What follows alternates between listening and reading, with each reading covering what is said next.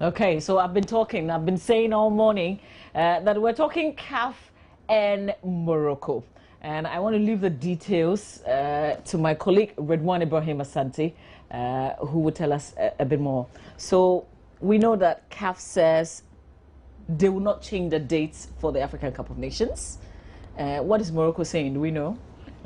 Morocco, they've got up till Saturday to confirm, or renounce, their rights as hosts for the tournament. I think, what CAF did at the meeting, I don't have, enough, but what CAF did was to look at the entire, developments of the Ebola outbreak, consult, that's WHO, and also speak to their own CAF medical team, speak to a lot of experts on the ground, assess, ferret the situation and see how possible or feasible, it will be for the Nations Cup. What they've not told us is, the difficulties in shifting the tournament from January to... They're asking for either 6 months or 1 year? January to June. Yes, on to the European and elsewhere. That's the summer period. I've always said that football bodies are, or let's say sports governing bodies are very, very stubborn. When they take decisions, very, very difficult for them to revert them unless, controversial, racial, or discriminatory, decisions. That's when they will be, they backtrack and then take a U-turn. But with this one, they are still, sticking to the decision, very, very, stagnant on whether the tournament to go ahead in January and February, that's next year in Morocco. They've not changed at all. Remember that the 2022 World Cup is also facing a similar, problem, right? Yeah. We knew of the heat or the temperature in Qatar, but we awarded the World Cup to them, to host in summer, as it were. So some of these things crop up, and what they do is that they find alternative means.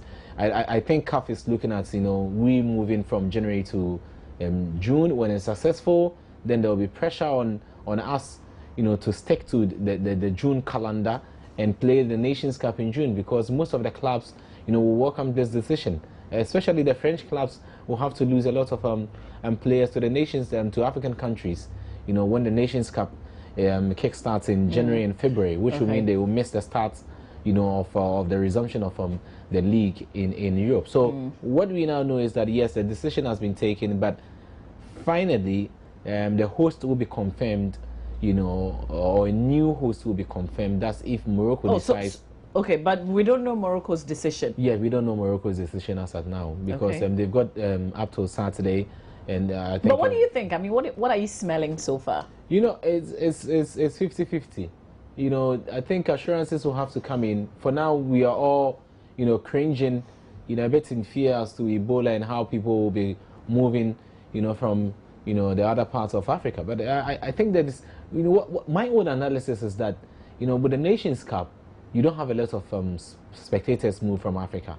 It's not like the European Championship, whereby it's very, very easy to get a train or connect to a city or another city in another country, by tram or train. In Africa, it's very, very difficult to connect a flight from, let's say, Togo to Morocco. That's in, it's going to cost you, a fortune to move from Togo to Morocco. So that in itself will have restricted persons traveling so to even Morocco. with that one, you can't get a lot of people coming, into the country. I think CAF has looked at all that and says, let's stick to the Morocco decision. There's not something critical. We just have to go ahead with it. Morocco, if you're still not comfortable with this proposal, you have then up you till can Saturday. back out. You can just back out. Egypt has been spoken to, and CAF has also extended the mandate to. But Egypt countries. is not really stable. No, I don't know why they would want to go to Egypt. No, Egypt is not stable. But I've always said that we hear from, the international media. We watch on television, what we see in Egypt. It could be just, a cross section of, or let's say a portion of. Wasn't there a stadium incident recently? Yes, between two local clubs. There's been a lot of, let's say, pitch invasions and stampede. The worst happened in Al Masri and Ismaili in Port Said. Was it this year? No, that was not this year. That was, I think, 2 years ago. Something has also happened this year. That was in 2 years. And I'm thinking, why would they want to go to Egypt? No, there's a lot of tension. You know, it's political, and you know, it's got to do with an elected president being ousted by the military. Mohamed Morsi was overthrown by, or they say was by the military. Yeah, by the military regime. So that is not a stable country to even consider. You know, stability. Going. You know, before that, you know, the Black Stars complained that they didn't want to play their qualifier in Egypt, in Cairo, right?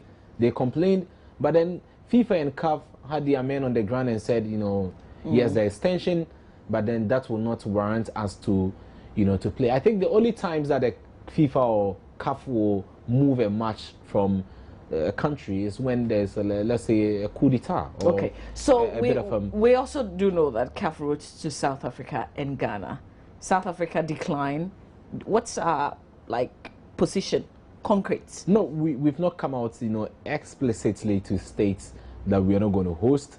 You know, what the president said in the UK when he was speaking to some Ghanaians was that if a decision of that sort was going to be taken, you know, they have to bring on board views from medical experts, and it wouldn't be a unilateral decision from government. It will involve all stakeholders, you know.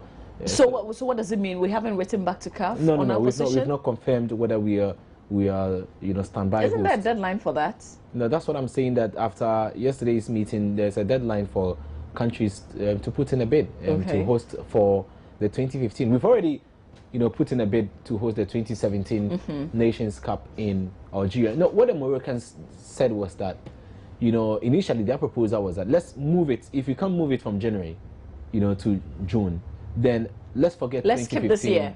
And then we will host in 2017, because in 2017 we don't have a host in 2017. 2016? No, 2017. 2017. No, 2017, we don't have a host in 2017. But, you know, it's about sponsorship. It's about money. You know, CAF will not stay idle, you know, for a whole 2 year without playing, you know, a major tournament. You remember that the Africa Cup of Nations is CAF's cash cow.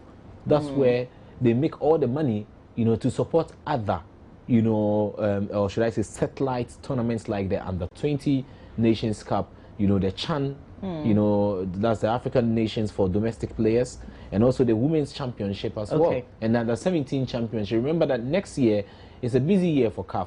There's the there's the Africa Under-17 Championship in Niger.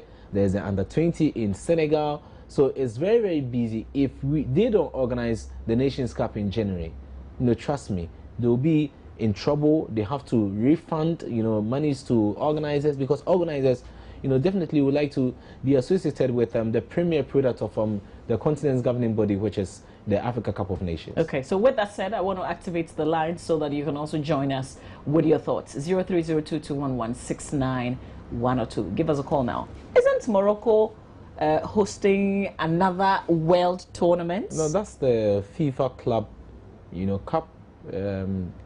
Which brings, you know, all, you know, continental champions together, in addition to a Moroccan club, and then they play together in the championship. So what's the difference between hosting that and hosting? You know, you've got you are bringing in the South American champions. You are bringing in the Asian champions, which is a club from Sydney in Australia. You are bringing in the African champions, which is Entente Setif from Algeria. Okay. You know, so you've cut West Africa out totally. No, because there's no West Africa, because if the African champions had come from West Africa, then you say yes, West Africa would have had a representation, but there's no West Africa. You know, we don't have a champion. So it's about all the continental champions coming together to play for the FIFA Club Cup. Okay. You know, which is the FIFA World Club Championship, as some would like to put it. So this is the tournament that they will be hosting. So it's not like bringing together, you know, the whole of Africa. Okay. You know, assembling, you know, in Morocco. I get you. Yeah. Well, when we come back, there's Kwesi Pierce story also in the news. You update us on that. But let me speak to Sammy. Good morning, Sammy. Thank you for calling. Yeah, good morning. Yes, good morning, Sammy. Let's hear you. Considering what is going on currently in the country concerning Ebola, I'm talking about the African continent, I think the various body stakeholders should be consulted. It's actually clear the ground whether we should go ahead with the competition or not. Okay. All right, Sammy, I get your point. Thank you for calling. You can also join us on 030221169102. So let's talk about Kwesi Appiah. What's he saying?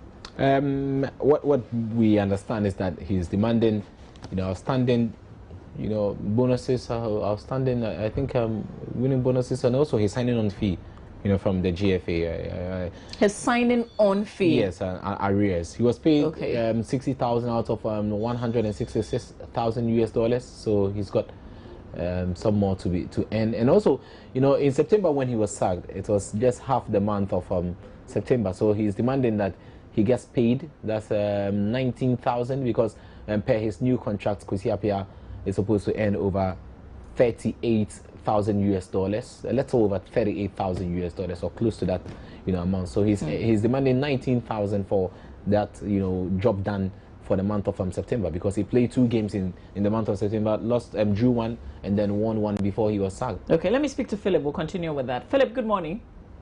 It's Suleiman. Okay, thank you. Let's hear you. I'm calling from Bulgaria. Okay.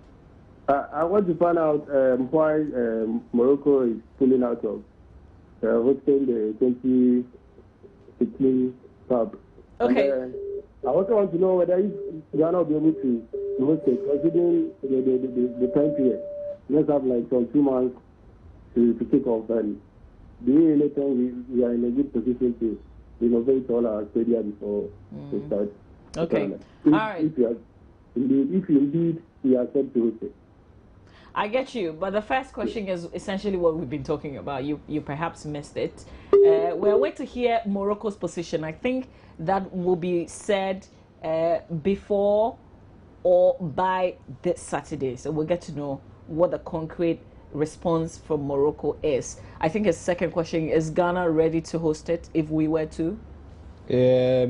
Judging from what I've seen the last 3 or 4 Nations Cup, I think there's more to be done. There's more to be done. We need to improve infrastructure, especially at the stadia. Now the Nations Cup is big, and especially if you meet, I've been to the last 5 Africa Cup of Nations. I've covered the last 5 Africa Cup of Nations, and all the international journalists, are talking about or have got good memories of what they had, in Ghana in 2008. Okay. Ghana hosting the Nations Cup will be big. Everybody would like to be here, because those who are here, had good memories and would like to send things back home. I think they love the weather, everything here. But not when they know that even though Ebola is not in Ghana, it's in some of our neighboring countries. Yes, no, you asked me whether we are ready. Yeah. I'm not going to talk about the medical aspect of it, because But if we were to host it early next year, we would be ready. No, we can't. We will, but I think there's more to be done. The determination is there, but we need to put in a lot of effort. Okay. It will require a lot. We will have to work assiduously, double up efforts. We have to be doing double work to get things in shape. Because Are we ready to adjust? Are we ready? Let me speak to Maxwell. Good morning, Maxwell. Good morning. Yes, Maxwell. Thank you for calling. Let's hear you. Yeah, I wish to contribute to your program. Looking at things now, it seems CAF is only interested in the money matter. What about if we don't play the football games this year? What will happen? Let us also consider the life of our dear citizens. Now they are forcing Morocco in a way to accept this decision, but it will not help them. Looking at the way the whole world is crying over this Ebola issue and those kind of things, and you consider only the money matter, let's be careful.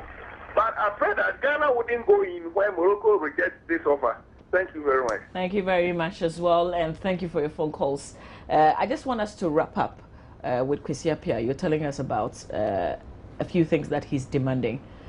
Is it that he's demanding, or these are things that are supposed to go to him? No, they are due him. Okay. his contract was terminated, and I think the FA knew of the consequences. They had to, you know, part ways with him with a severance package, and that's what they intended to do. I think it's delayed. And also, you know, I forgot to mention that he's also asking for, you know, a pronouncement on the rent allowance for his driver as well, as part of the 5 things, you know, he's demanding from the GFA. Yes. So there are a lot. One is about his salary, you know, outstanding salary, outstanding on signing on fee. It's also about his winning bonus, because he won that game against Togo, and he was entitled to $20,000, and also about the allowance for his, you know, driver, and also his rent allowances as well. So you know, all inclusive, I think those are 5 issues he's dragged the GFA to. There's a labor court, the National Labour Commission.